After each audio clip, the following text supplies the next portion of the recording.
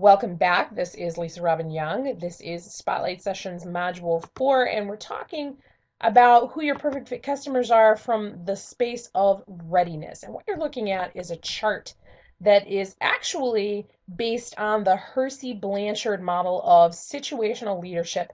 And there's a link to more information about that if you're really focused on being a leader and leadership in the toolbox area. But what I've done is I've tweaked this whole model to apply it to client readiness. And what you're looking at is this chart that talks about the different levels of effort that you have to input as a leader, or in this case, as a salesperson or a marketer, versus down at the bottom, the readiness of your clients, or in their case, followers. So let's zoom in on this and take a look at client readiness. You'll notice there are 4 different levels of readiness. They're highly ready for whatever it is you're offering when they are able and willing or confident in who you are and what you're offering. They're moderately ready when they are able and willing or unable but willing to deal with your products and services. And they have a low level of readiness when they are unable, unwilling, or insecure about what it is that you offer and who you are in your business. So let's talk through this a little bit from the client perspective so that you can see what I mean. If a client is unwilling and unable, or they have low ability or low confidence, this is where you're going to offer them things that have a low barrier to entry. Blogs, free samples, opt-in offers. This is the dating phase of the relationship. This is the getting to know you, where you're building the know, like, and trust factor with your clients. You have to do this first. And a lot of people fall into your funnel here, and many of them fall right back out because they recognize they don't want to date you. And that's fine. But those that do decide they like you, and maybe they are starting to get to know you and trust you a little bit, they'll move into this willing and unable, or this low ability, high confidence phase where you want to continue to give them low barrier to entry products, things like e-courses, starter kits.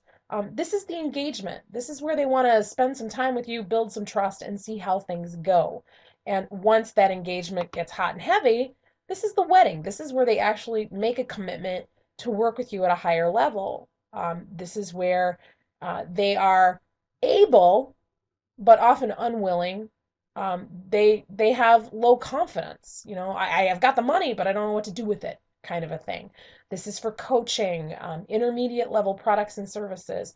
This level is about self-trust or empowerment, helping them to get unstuck, helping them to make better decisions. It's about coming alongside them and coaching them through things versus telling them this is what they need.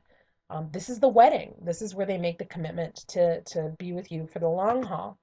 And as that relationship deepens, your clients then move into this level 4 of readiness, which is all about high ability and high confidence. They know you, they like you, they trust you, they love you, they can't get enough of you. These are your top tier clients. They give you great referrals. You have solid relationships with them. This is beyond the honeymoon, you know, after the wedding, beyond the honeymoon. This is also where you can often offer experiential type products and services where you come alongside them in different ways or take them on cruises or those kinds of things. And I say beyond the honeymoon because in any relationship, you're going to hit a rough patch. And in dating, if you hit a rough patch, you can just break it off and go your separate ways. But after the honeymoon, if this is a client that's built a deep and lasting relationship with you, you're going to do things differently in order to make it right with them. So let's go back to that chart because now you're looking at something a little different here. You'll notice this curve up the middle is now labeled. And this is the type of effort that you have to input in order to move these clients from one level of readiness to the next. If they are low readiness, all you can do is tell them what you know. That's pretty much it. They have to, at some point, decide that they like you enough to move forward in the relationship with you. So if you're an online marketer and you're building a business online, that's encouraging people to read your blogs, interacting with them on social media. You're basically talking to them.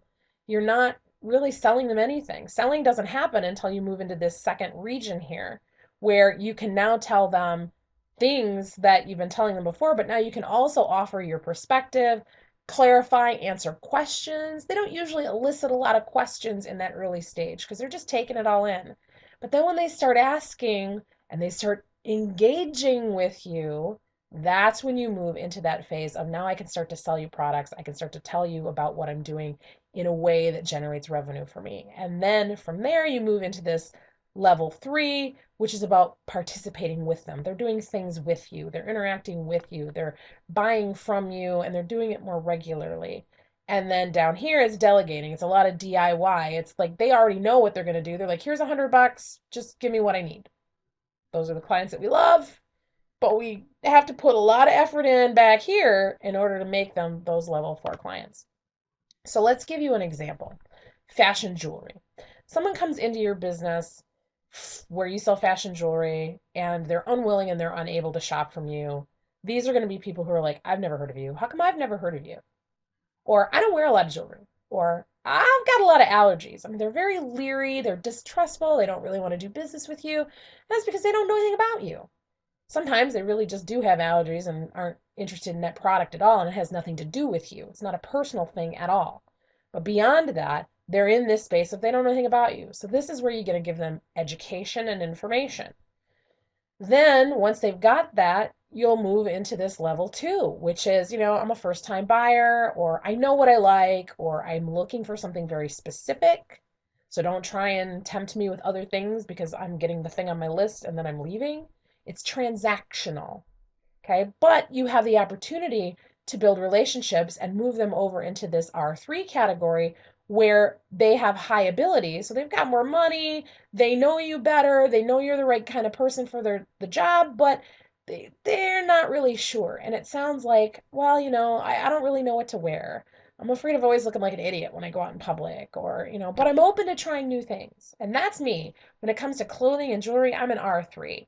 I know that I need to do things differently and dress a certain way for different events and what have you, but I always feel like I'm going to look like an idiot when I step out there. So I need somebody to come alongside me and show me the right way to put clothes on and what looks good and what doesn't and all that. And I trust other people to make sure I don't look like a fool when I'm dressed out in public.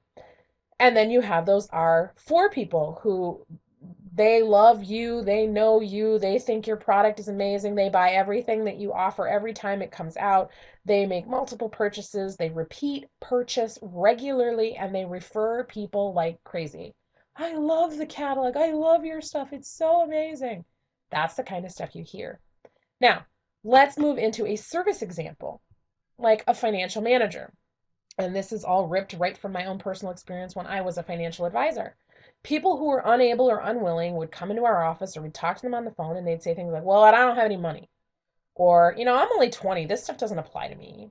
I'm too young for all of this stuff. Or they would mistakenly say things like, well, I don't have any assets. All I have is a job and I'm living paycheck to paycheck. Not understanding that, of course, their job is an asset. So people in that quadrant are very difficult to work with. The only thing we could really do for them is educate them and see if through the education we could move them into an R2 space. R2, they would say things like, well, I know it's important, but I don't know where to begin, or I don't know who to trust. Okay, they might have a little bit of money or a little bit of money in savings or a little bit of knowledge, but I don't really know what to do. They're not really sure it applies to them. And so this is where we move out of education into engagement. Well, tell me more about your situation. What do you have? What can we do to help you get where you want to be? What are your goals? And we can start to build a relationship. And then we move over into R3, where people have an ability. They know they need to do something, but they don't have any confidence in it. They don't read the Wall Street Journal. They don't know how to diversify. They hear about stocks one day, gold the next, bonds the next. They don't know what to invest in.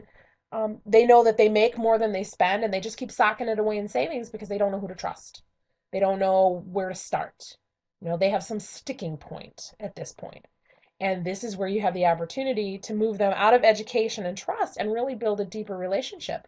Give them some things that they can do to test the waters themselves, and then have them report back, and you continue that coaching relationship, which then becomes more hands off for you, and they're taking a greater interest in their financial situation. Then you've got that client, the one that everybody wants to clone, with high ability, high confidence, and they say things like, I don't make a financial move without consulting you first. Now, on the one hand, that sounds like it's very low confidence, but it's not. they know beyond a shadow of a doubt that they're going to make some decisions, they're going to do some things, and they just want to touch back to make sure that they're not making a dumb decision. And it becomes a conversation versus a dictation. So you can just tell them things and guide them, and then you step back and let them run with it. And then if they have a question, they come consult with you.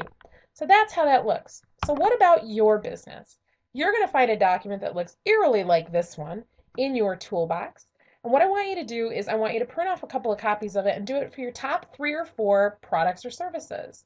Identify what it sounds like when each one of these levels of readiness appears for your product, because people come to your product at different levels of readiness.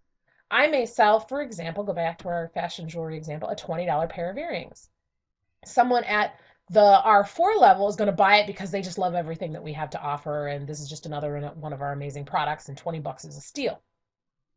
At the R3 level, it might sound more like, well, I'm not sure. I know I need to get a new pair of earrings, but I just don't know. And oh, these are only $20? Well, if you don't think they won't make me look foolish, then okay, I'll go ahead and get them. At the R2 level, it could be, I'm looking for this particular pair of earrings. Oh, you have them? How much are they? 20 bucks? Okay, good. And at the R1 level, it may sound like, well, maybe tell me more about your jewelry. They may not buy anything.